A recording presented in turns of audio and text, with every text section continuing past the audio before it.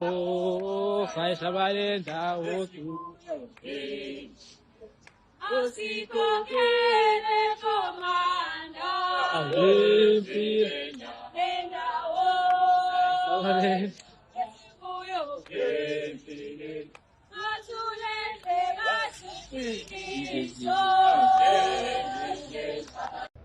Why is that the case?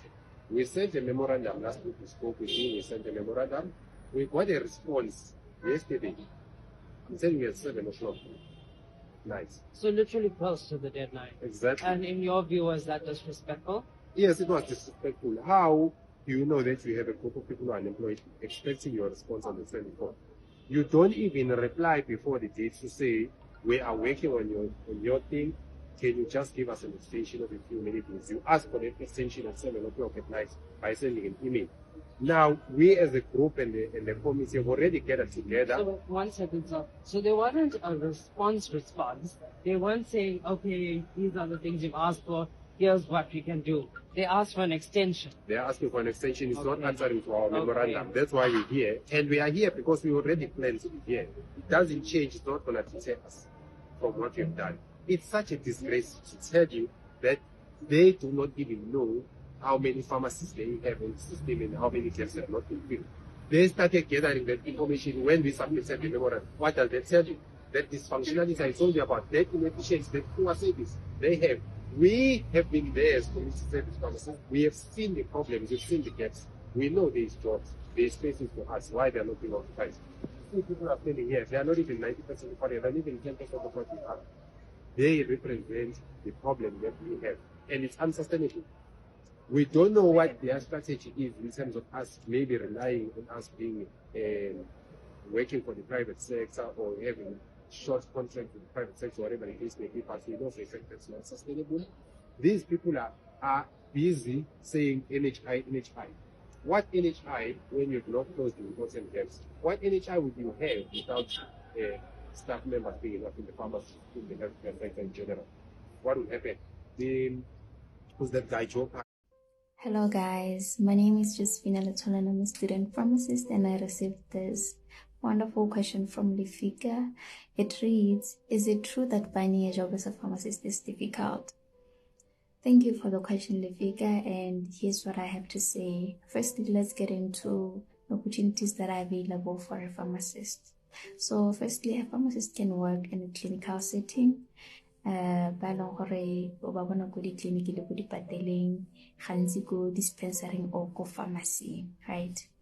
So what they do ke gona gore ga go le thusa ka melemo ga go compounda melemo e leng gore ga iyo kana go mixa dunyana tsa melemo ya di-drip, right, and many more, right? And then we have e leng gore works in a retail pharmacy, e leng gore ga o tswa sepatela maybe they're telling you that this medication you're batang is not available. We'll go to the pharmacy to say, I want to buy this medication. Can you help me with this medication? Right. So, given our retailing, and then we have this kind of a pharmacist who works in distribution. I'll say distribution and wholesale. That is in how. So what they do is that from other countries in bulk, and then they say, okay, rata offer di services tsa go le supply ka melemo lona le mo Botswana or any other country le mo Botswana. So what you do is just to order from us from Mahats, right? Yes, so we have that kind of a pharmacist, and then we have the pharmacist who works in regulation, right? They make sure all the other pharmacies, the pharmacists, but they do regular inspections at the pharmacy to check and then we have babereka go in quality assurance pharmacist ke ba leng gore ba bereka go we tell line gore gona le melemo in bulk teng ba leng gore ba checka gore is quality, safety and efficacy, di include ha go dirwa ha go bankangwa di-product for dispatch to the clinic and all that. Are those taken into consideration? And then we have the one, who works in manufacturing. They make all the medications, they right? So now, when I come back to your question, is it that finding a job, is it difficult? I can say it's difficult if you limit yourself. If you say maybe give out the telohela in the clinical setting, more private sector, because now private sector takes a limited number of employees. So yeah, that it could be difficult to find a job in that area.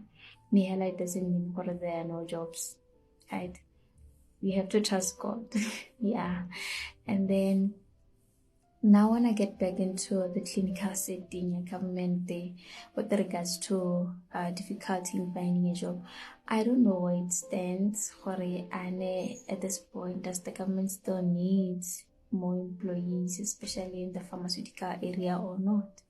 Because you remember in 2023 there was that whole situation between the nursing union and I think the Ministry of Health, right? Or they didn't want to practice outside of their scope outside of their scope. So after it was resolved, that issue, I don't know if there's still that gap in the pharmaceutical department, especially in the clinical setting. And also, as a pharmacist, you are an entrepreneur. If there's any job, if there's no job at all, you have to come up with something. So yeah, that is all from me. Thank you for watching, guys. Bye. Guys, hi. If I have to fill in this one more time, I'm gonna scream. So basically, for those who don't know, that's actually a Z83, right? You have to fill it in if you're applying for a job in government, right? So for those who don't know, I'm actually a community service medical doctor or medical officer. I'm currently finishing off my community service. So I literally have a month left. So 31st January, employment gone. So obviously we need to apply for jobs, right? Stressful time, because now every hospital keeps on releasing, as I was saying, every department or every hospital keeps on releasing posts in different departments, and they'll release up to 3 to 4 posts per department, right? Stressful because now there's like a million, okay, not a million, but like there's thousands and thousands of medical doctors who are currently doing community service and hoping to get a job by the 1st of Jan, right? And it is quite scary for me because now I've been asking people, right, how long they were unemployed for post community service, and people have been saying a month, 3 months, blah, blah, blah. Like, it's just, yeah, it's different numbers.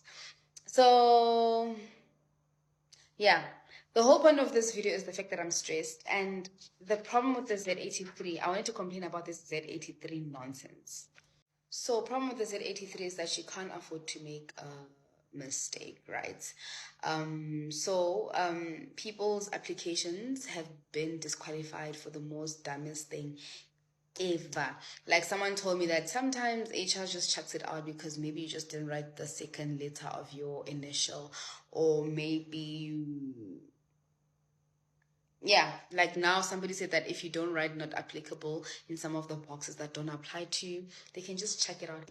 They don't care whether you are qualified for that position or not. As long as this has a little mistake, then you are in trouble. And now I'm trying to think back on the Z83s that I've sent. Like, there's one that I know that I made a mistake on. not funny, ne? It's not funny. It's not funny, but it's lit and we are stressed. Yeah. If awunayo icleaner, uzawuba nengxaki.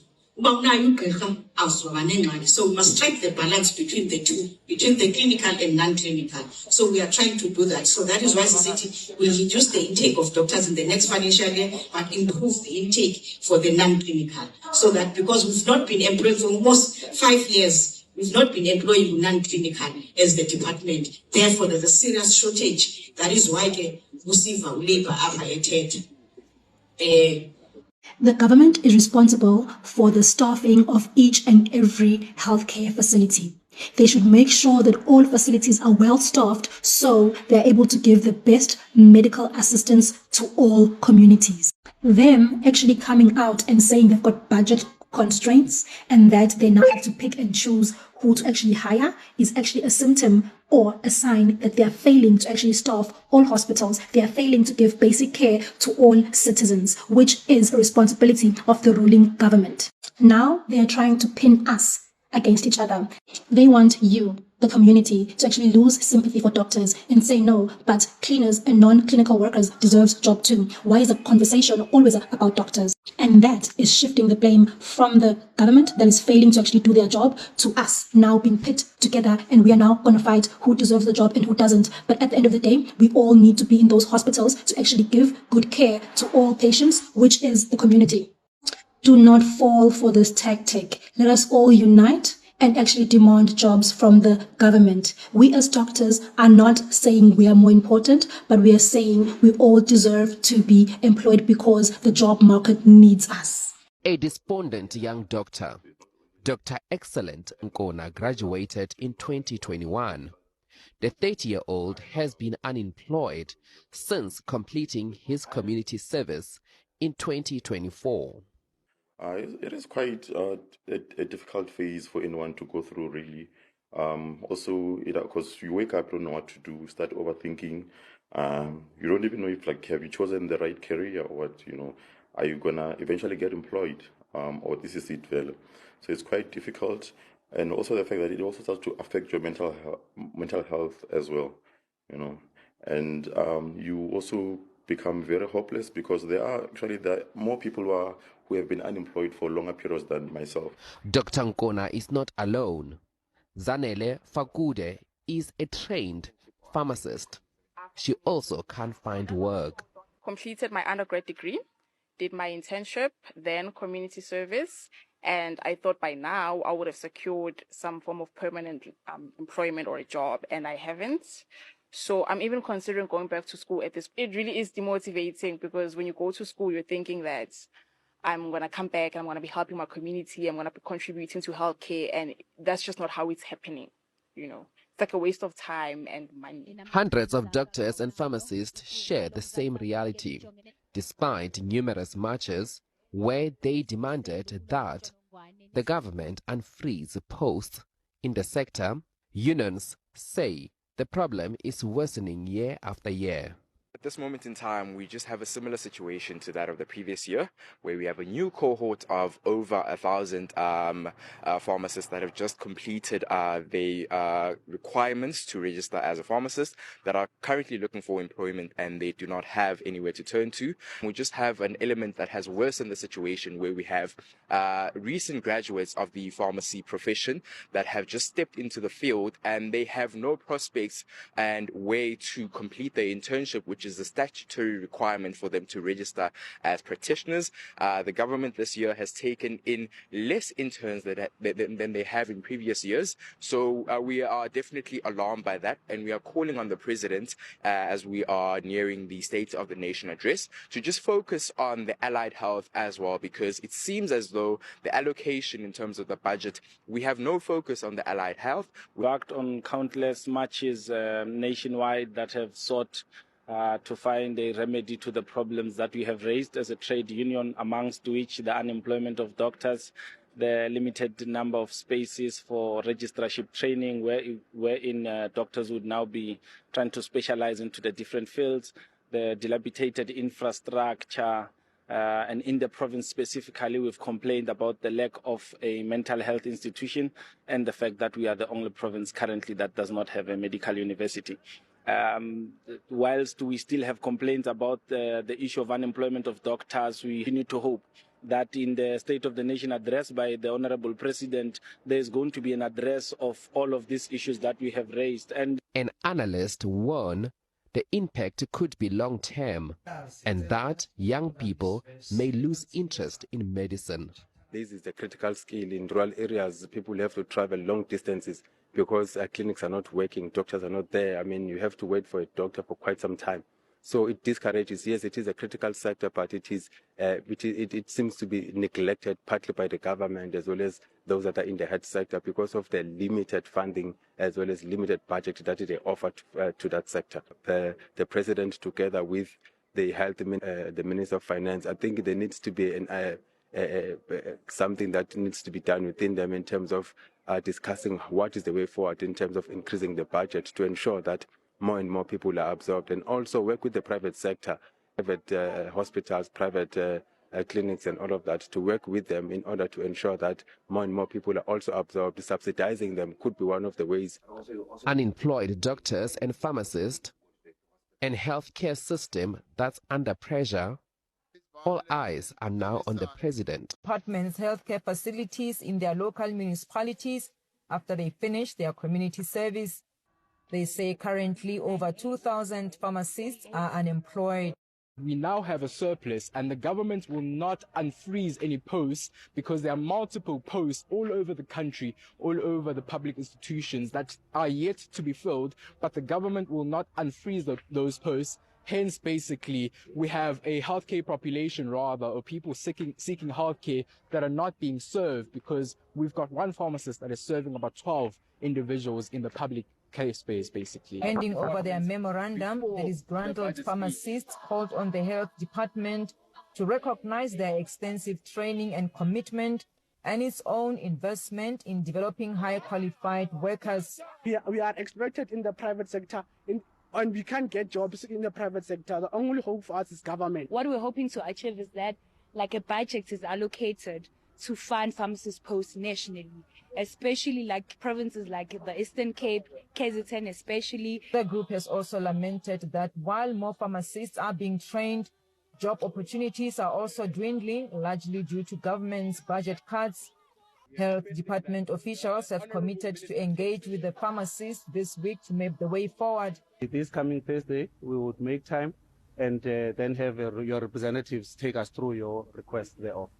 But also we would use that opportunity to share with you because it's not that we are not aware of the challenges of unemployment. And we also want to outline and share with you what the department has been doing, what efforts are in place, and what progress is there in that regard. They're further demanding the immediate employment of and letters of appointment for over 50 post-community service pharmacists in each province. Mulimo Onemoto, SABC News, Pretoria. We are all aware of the challenges that doctors are having to face trying to find permanent employment, especially after completing ComServe. Doctors are having to stay home while our communities are in need of their skills and expertise. Today, I'm bringing you great news. ProfMed has taken it upon themselves to be the change that we all want to see in our country by creating a platform called Finder. Finder is a platform created by ProfMed to help unemployed doctors find locums in existing private practices all around the country. This is such a great opportunity for all doctors to render their skills and continue serving even in the midst of unemployment. And the great news don't end there. ProfMed is also offering the first 100 doctors under 30 years of age who sign up for Finder free medical aid for 6 months. Are you a doctor? Did you complete your community service? And are you currently looking for a job? Visit Finder today to secure your first gig. So you can see it. If you need a job in South Africa, you can check out that website. You might be lucky to get something. And I'm so happy nowadays that the rate of unemployment in South Africa is getting low compared to last year and last 2 years. There is a very big difference. So please, if you're still looking for a job, no matter your area of specialization, just things is gonna work out very well for you. Thank you very much for watching. This is Prime Update. Please remember to like, share, and also subscribe to our channel to keep us moving.